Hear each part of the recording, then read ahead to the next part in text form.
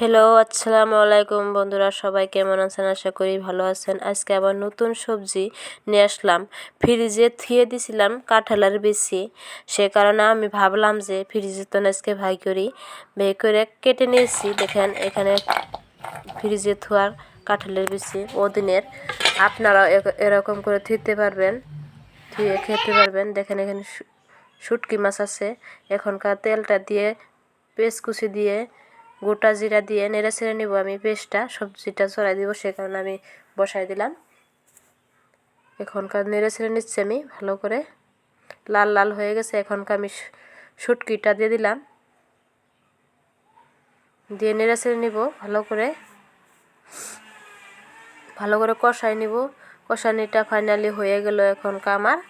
এখনকার আমি দিয়ে দিব কাঁঠালের বিচিটা দিয়ে দিলাম আমি, দিয়ে নেড়ে ছেড়ে নিব ভালো করে কষায় নেবেন যেন সিদ্ধ হয়। সে কারণে আমি ভেবে নিলাম যে ভালো করে কষায় নেই, ভালো করে কষাইলে অনেক সুস্বাদু হয়। আপনারাও ধুতে পারবেন এরকম করে, ফ্রিজে ধুয়ে খেতে পারবেন ওদিনে। কষানিটা হয়ে গেল ফাইনালি, দেখেন কি সুন্দর হয়েছে কালারটা, খেতে অনেক সুস্বাদু হয়। এখনকার আমি জলটা দিয়ে নিচ্ছি আমি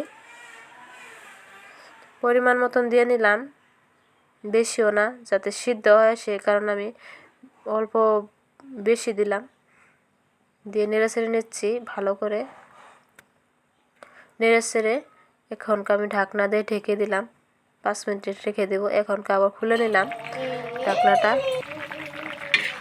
খুলে নিয়ে নেড়ে ছেড়ে দিচ্ছি। দেখেন পড়ায় শুকাই আসতো পড়ায় পানিটা,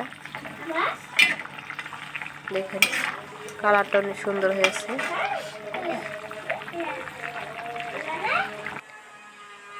দেখেন অনেকটা শুকাই যাচ্ছে পানিটা, নেড়ে ছেড়ে নিচ্ছি আমি ভালো করে।